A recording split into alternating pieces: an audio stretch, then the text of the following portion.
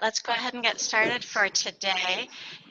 This call is being recorded, and we put these V3 calls up on our website and also on our YouTube channel in case you miss a call and you need to round back and watch one that you missed, or if there's a section that you want to follow up on. Some of these calls can be pretty detailed and lengthy, so they've been helpful to a lot of people to be able to go back and review them. This morning is April 8th. Thank you for joining us today on the NEMSIS V3 implementation call. I'm Julianne Ehlers, the NEMSIS Program Director. We have a really full agenda in front of us today, and so we'll just move along at a pretty good pace. If you are an EMS software vendor, thank you so much for identifying yourself in the participant list. We want to make sure that we're tracking participation and giving credit to all the vendors that participate on the call today. Thank you for doing that. Also, please feel free to use your chat feature. Tim will be watching that. And so if you have questions and you're not able to unmute yourself, please use the chat feature and we will make sure those questions get asked during the conversation.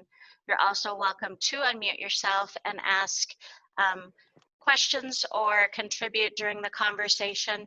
We really do encourage this to be a conversation. We very much value your input and suggestions as we try and make sure the NEMSIS program is beneficial for everyone.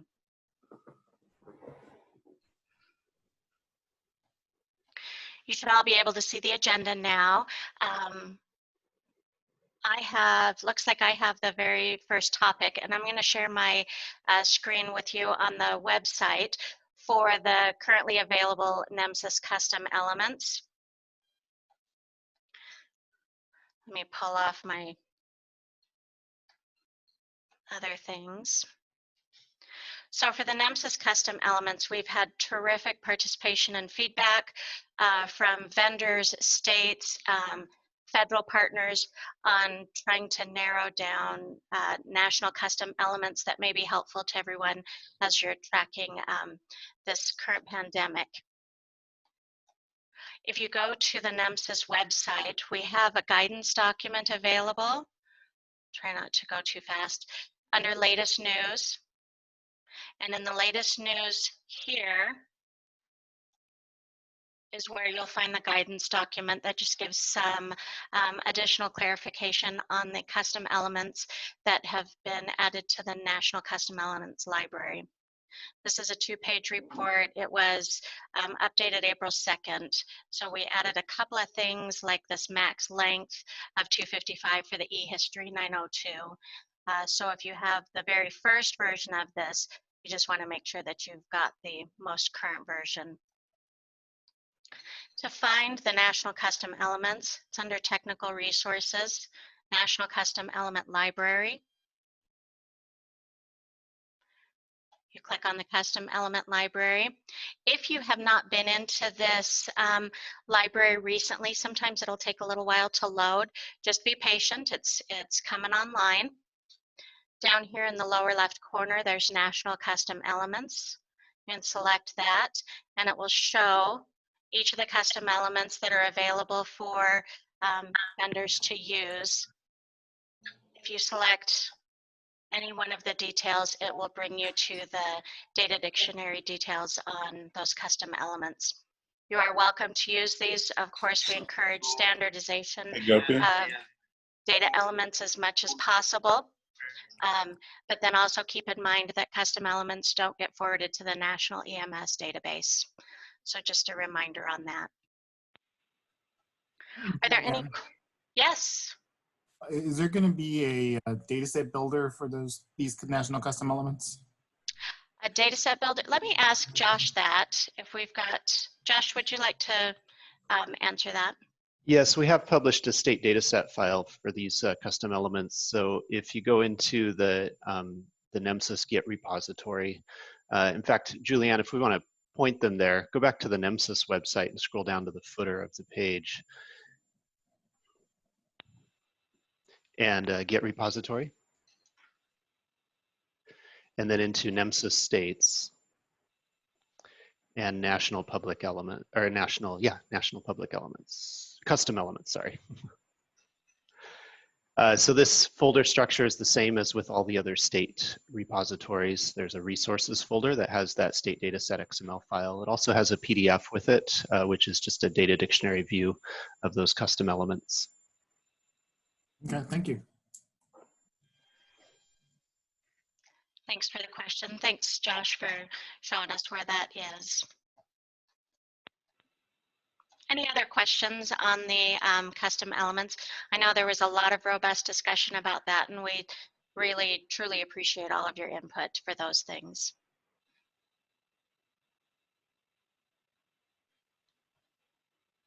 All right, let's go ahead and move on to the next item, and I'll turn the screen or the time over to Clay for that. Hey, good morning, everyone. Thank you for joining us for the V3 implementation call this morning. I want to update you on what we have been doing as the NEMSIS Technical Assistance Center under the direction of the Office of EMS at NHTSA to try to help inform our federal partners about the response that EMS is providing in relationship to the COVID-19 pandemic. So our success has been the rollout of the national influenza-like surveillance dashboard. We have currently 37 states that are participating in that extended dashboard that all states have access to. And we have probably 20 federal partners that have received access and are now using that, that dashboard. We've held trainings on the dashboard. There is also a brief training on the website that you can go to. Can you actually display that, Julianne, where they can access that quick 5-minute training on use of the National ILA Surveillance Dashboard? It's just in the usual location under state reports. We've moved this dashboard to the top one. When you open the version 3 dashboard, it's right there.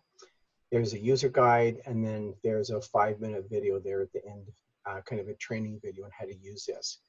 We've already received a lot of great comments back from the federal partners, a lot of things they'd like us to adjust and to modify. We have a person full-time, Kevin White, who many of you are familiar with, is working on this basically full-time.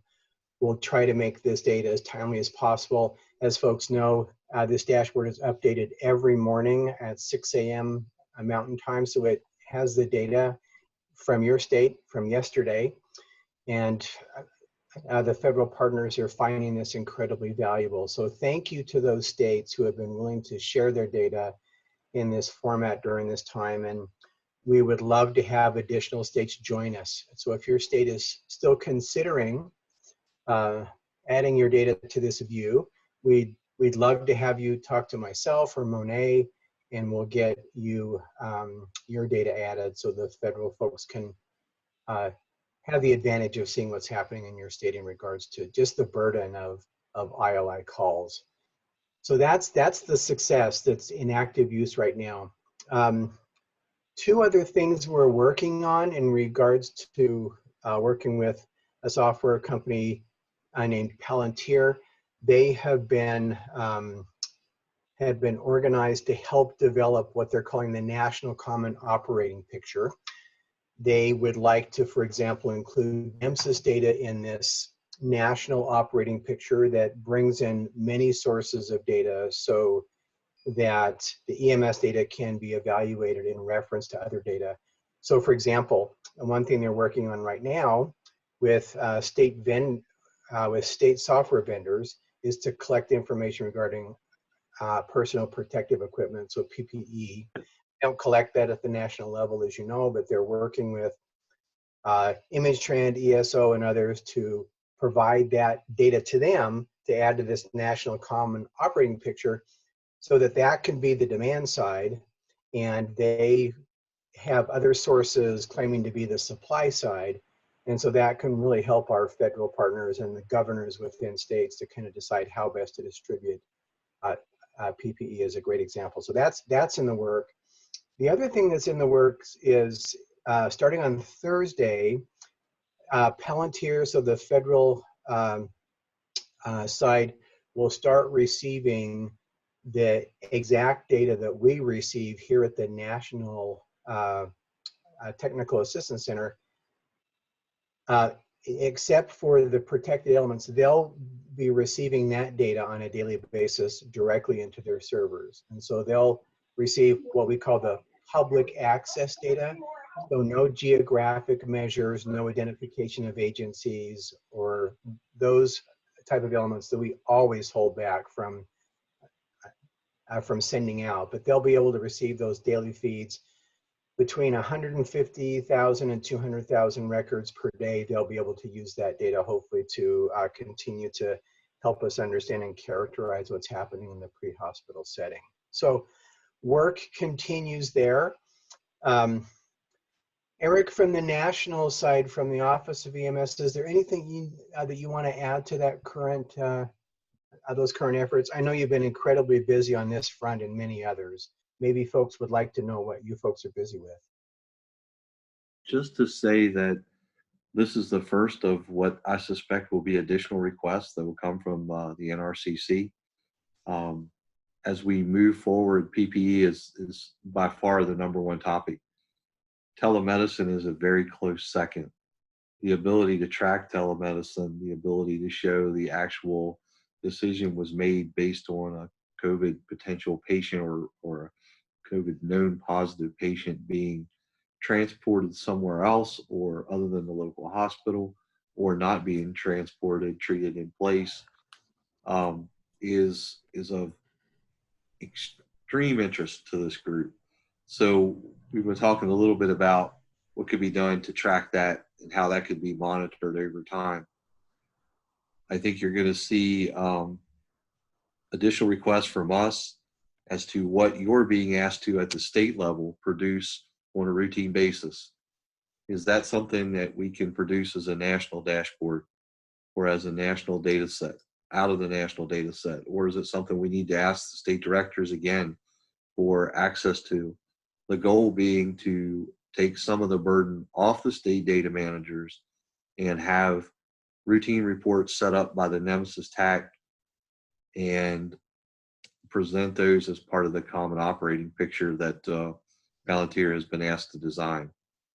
It isn't just one way. We asked Palantir, we have a meeting with Palantir this afternoon to discuss, since they've built us into their platform that they've established, what that gives us access to.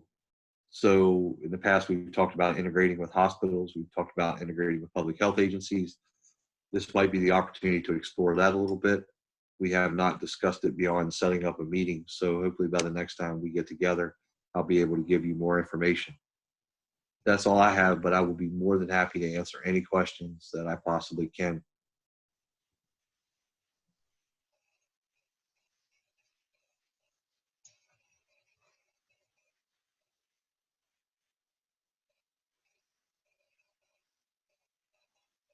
All right, Julianne, thank you. Okay, let's go back to the agenda. Kevin White's just going to take a few minutes and just briefly go over the influenza-like illness dashboard that Clay just talked about and that process for participation. Yeah, thank you, Julianne, so much. If I can share my screen for a second, that would be great. So I know many of you on the call here today are not state data managers. Many of you are software vendors, and I just want to say that, you know, whatever role that you're playing, we certainly appreciate your cooperation and your continued efforts to help everyone in this current time. What I'm showing right now is just a screenshot of the dashboard that Clay and Eric had mentioned previously. For those of you who've never seen it before, this is what this dashboard looks like. It just allows us to show those states who have access to this information what's going on with influenza-like symptoms in their area. And as Clay mentioned, there are states that have agreed to share their information, which has just been incredibly helpful And this dashboard does allow them to see, therefore, what's going on, not only in their own state, but within the states that have agreed to share their information. And Clay had mentioned there are a bunch of states now, and I wanted to show a geographic picture of what that looked like in terms of coverage. Of these are the states that are currently allowing other states to share, to see their information. And so if your state or a state that you work with is not in the green, and you want to get in the green when it comes to sharing your ILI information, please, as Clay said, contact him, contact Monet, contact Julianne, and we will guide you through that. We will help you with that. We'll do anything that we can to make sure that we're providing the information that everyone needs. Thank you, Julianne. Back over to you. All right, thank you, Kevin. Next up on our agenda this morning is Laurel. We're going to do a little bit of shift of topic real quick. Laurel, do you want the screen, or should I just put the agenda back on?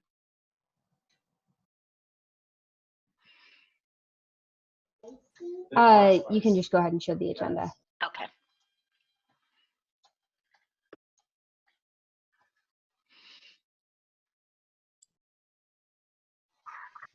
So let's see, my first topic is V3 testing. So we mentioned this on the last call, but we now have compliance testing open for version 3.5. So if any vendors are ready to begin that testing process, feel free to check out the compliance section on our website and start working through the pre-test materials or submit an application to move to the active testing materials. And I think that's really all there is on compliance testing. It's probably not anyone's top priority, all things considered right now. But if anyone has any questions, I'm happy to answer them.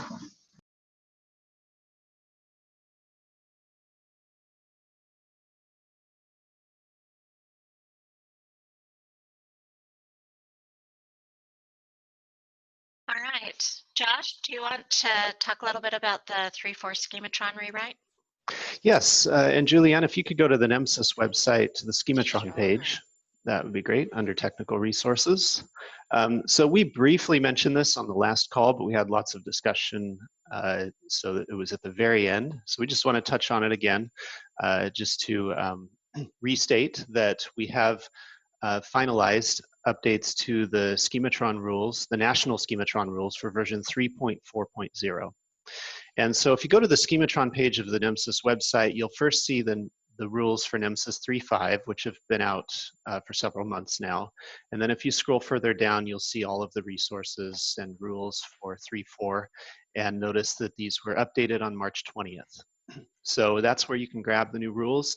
Of course, if you're cloning the NEMSIS public Git repository, then they're all in there on the release 3.4.0 branch of the repository. I want to point out one resource in particular, and that is the one that says 2020 Schematron changes. If you want to click on that one, Julianne. Because we touched almost every Schematron rule in the schema with this update, because we were doing kind of some, I guess you could say, architectural changes, then it means that on a technical level, the changes are quite extensive. So we did develop this accompanying Excel workbook that gets into all of those details that would be just kind of overwhelming to type them all up in the changelog document. You'll see two tabs, three tabs, but one for DEM dataset and one for EMS dataset rules. And you'll see on each of those, we've listed rule by rule what the old rule was, or the old assert, and the new assert. And we have highlighted where the changes were, whether it's change in level or the text or the assert ID. Just to reiterate, again, these rules basically implement the same constraints as the old schema, but in a different kind of layout. There are more, each assert is more granular or more atomic in terms of the number of things that it checks. But overall, the same things are being checked if you take the whole, kind of the schema as a whole. And we did some changes to grammar as well in the messages, trying to make those even more actionable for EMTs. So as a reminder, the deployment process here is going to be that these will first be deployed in the national EMS database. There are basically any file that would have been valid according to the old rules will also be valid according to these new rules. There will be some files that were invalid according to the old rules that would now be valid according to the new rules because there were a few constraints that were relaxed. So since this goes in that direction, then this will first be implemented in the national EMS database very shortly. I'll let Laurel talk about that schedule in a minute. And then states should implement the changes and deploy these new files in their state systems. And after that, then local systems should implement these changes. I know everyone's real busy with the COVID-19 response right now. There's no particular rush to get these out at the local level. But we will make sure that the national level is updated in the next maintenance window so that that is open for everyone at the state and local levels to deploy these updates when you've got a little bit of bandwidth available to do it. Before I hand off to Laurel about the schedule for the national database updates, any questions about what's in these updated 340 Schematron rules, or you know, how to access any of these resources, etc. There is a question from Jeremy at Traumasoft via the text. He said, will there be email updates when each of the states adopts the new Schematron? I'm not sure that the NEMSIS TAC will know when the states have adopted it. So it'll be very important for states to communicate with their agencies and the vendors that work within their state to say, hey, we've updated, we've deployed the updated national Schematron rules in our state, and now you at the local level are all welcome to do so. So that, again, that would be very important for states to communicate that they have done that. Are there other questions or discussion?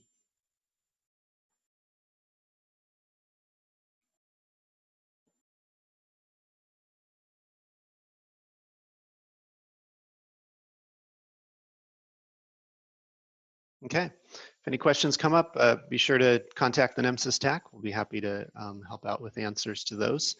And with that, then I'll pass it over to Laurel just to talk about the schedule of rolling those out at the national database. Okay, so the next maintenance window is coming up real soon here next week on Tuesday and Wednesday, the 14th and 15th. Our plan is to only do one item of maintenance, which is to deploy these new Schematrons. So at least I'm only aware of one major maintenance item, which is a Schematron deployment. So that will entail a very, very, very short downtime of web services, most likely Tuesday morning. So if you have submissions that are rejected or for some reason or another fail on Tuesday morning, wait 10 minutes and try again, and then you should get through. You just have to come down for a very short period of time to update that Schematron. But that's our plan for the maintenance window and for the Schematron update.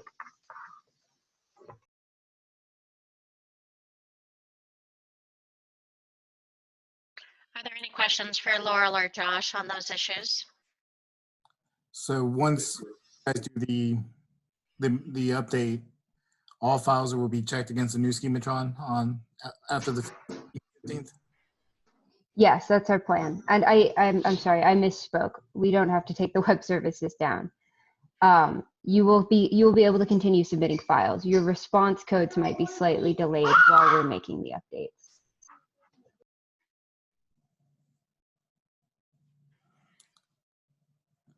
Now,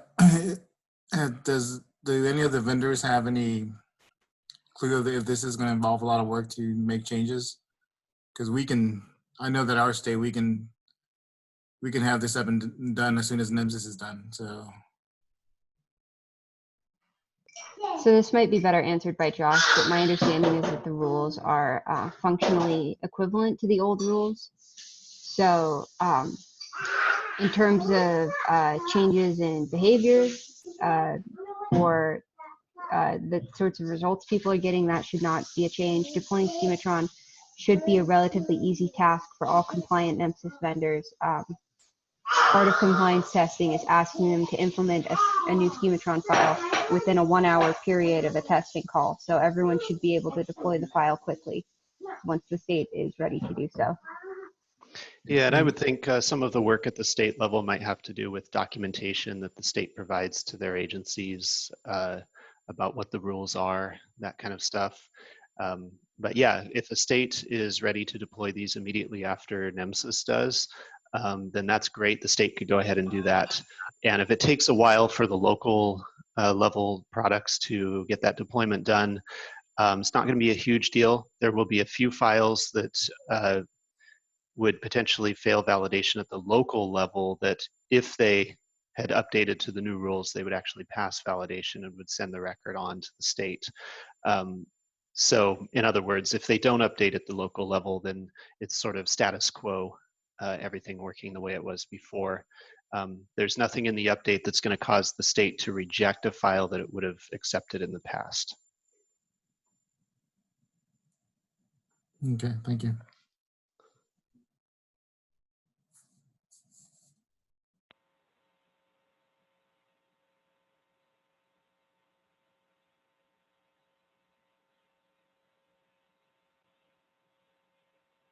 Hi, this is Clay. Just one comment. These have been some great comments related to this release. Do folks feel like there would somehow be value in having the TAC try to track when states have moved to the newest version of the Schematron file?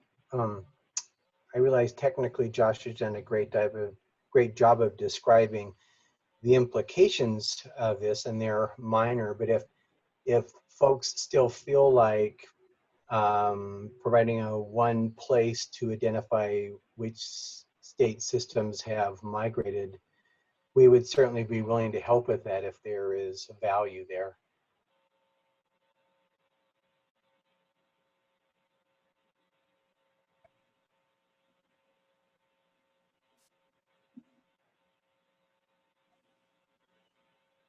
I think that would be great. And who was that enthusiastic caller?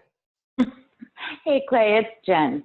Hey, Jen. I know sometimes the state's, doing so much with a couple of people. It'd be great to just have, even if it's a second notification, because the state did get their notification out. I just think it'd be a good backup system. And also, Clay, this is one, maybe even having a spreadsheet with every state listed on there, and every state would fill in when they think they will make that change. All right, great.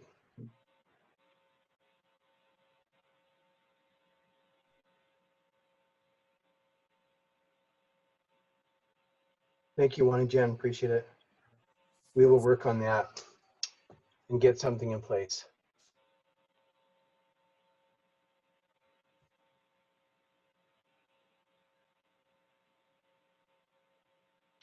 Any other questions or comments?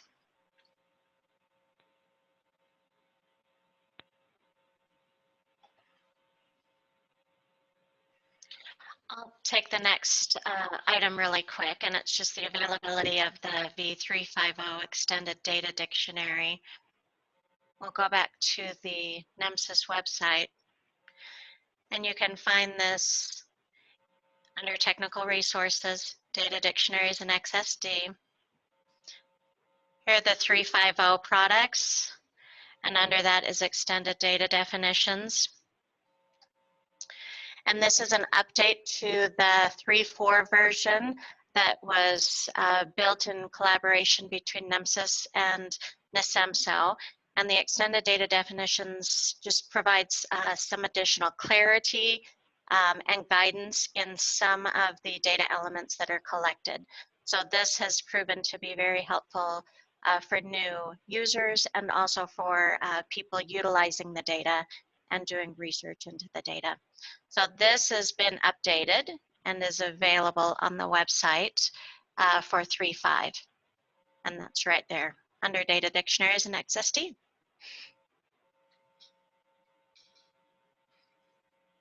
And then our final item on the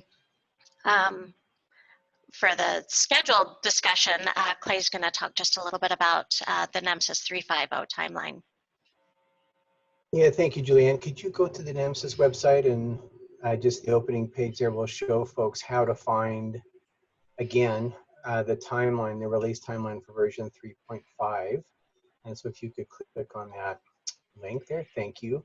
So folks are familiar with this diagram. This was our versioning schedule for 3.5.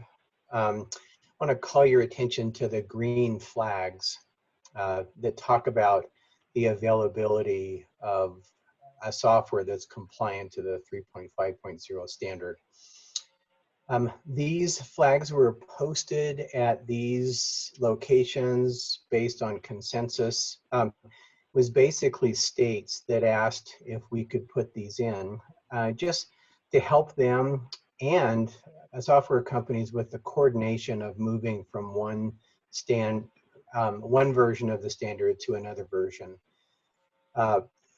It just helps with planning, I think, to ensure that there's some kind of synchronization in regards to when data on 3.5 is collected at the local level, at the national level, and at the state level as well. We've had some vendors contact us and indicate because their attentions have been so diverted from what they had traditionally planned to accomplish, that we might need to move these dates forward in time just to help keep the expectations of states and the vendors in check. So I just want to let you know that that's under consideration. There was a proposal on the table to push these all forward in time by 6 months, the 2 green flags, giving the vendors time to kind of get back on track and make sure that they have a solid compliance tested 3.5 product on the streets. So that discussion has been brought to the attention of the Office of EMS at NHTSA. They've had lengthy discussions about that as to what to do.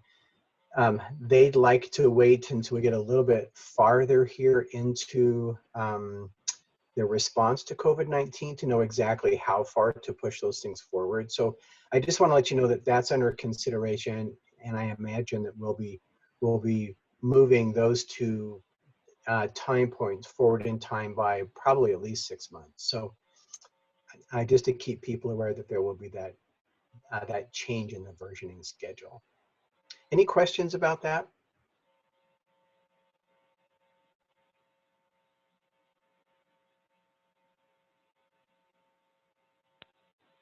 All right, Julianne, I'll turn it back over to you. Okay, thank you. Eric, do you have some news or anything that you'd like to discuss from the Office of EMS NHTSA? Thanks, Julianne. Nothing for the group that we haven't already touched on. All right, thank you. Are there any questions, comments, concerns that anyone involved in this implementation call would like to bring forward? So it's a great opportunity to ask questions from peers or also from the NEMSIS Tech or Office of EMS if you have questions, concerns, or anything that you would like to bring up at this time.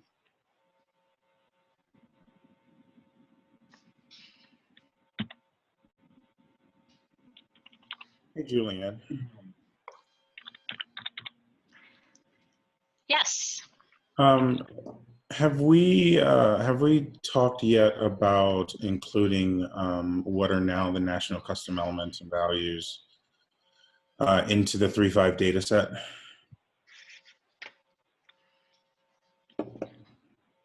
Okay.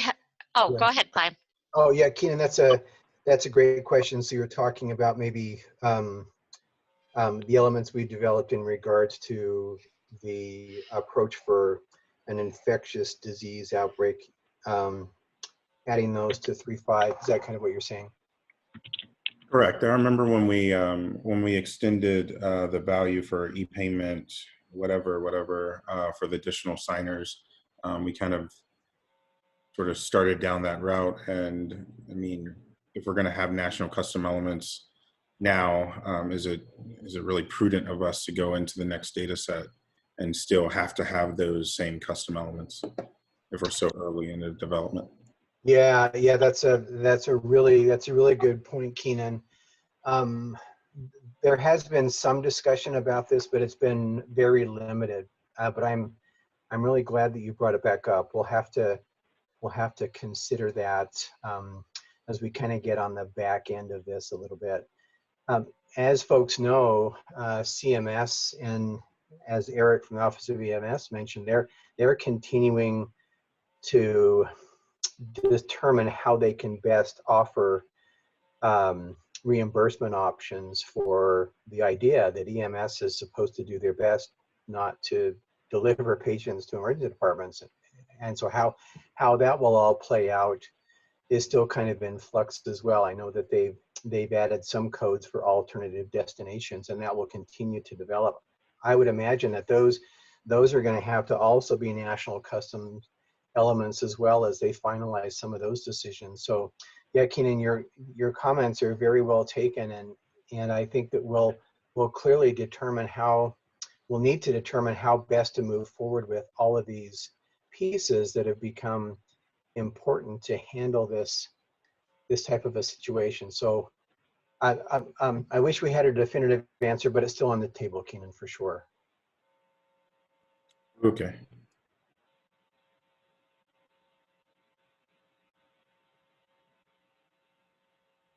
Thanks for bringing that up, Keenan. Great discussion. Are there any other questions, comments, concerns?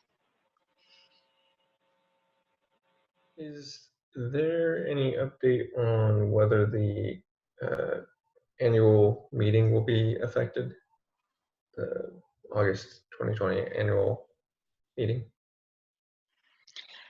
That's a great question, Chris. At this time, we are planning on still holding that meeting until we have further direction that should be changed. Okay, thank you. What are the dates again, Julianne? You can hear me, it's Felicia. I can, Felicia. August. Oh, that's a good question. And because NEMSIS just got pushed back to August, I think end of August, 1st of September as well. Okay. So ours is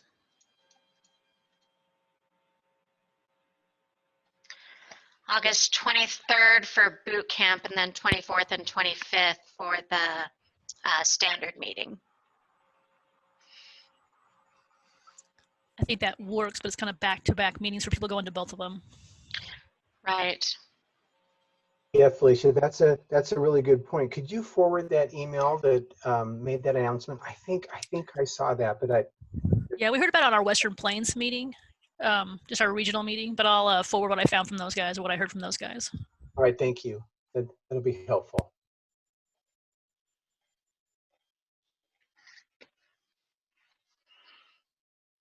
Thank you, Felicia. Are there any other questions or comments?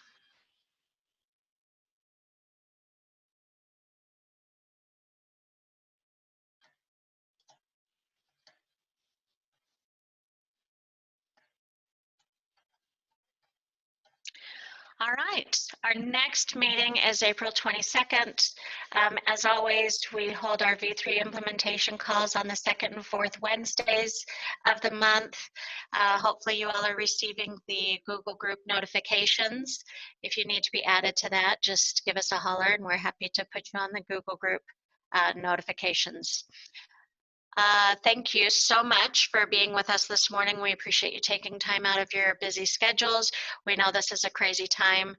please feel free to reach out to any of the members of the NEMSIS TAC. We're happy to help in any way and to be of service in any way. Thank you so much for your time this morning, and have a terrific day.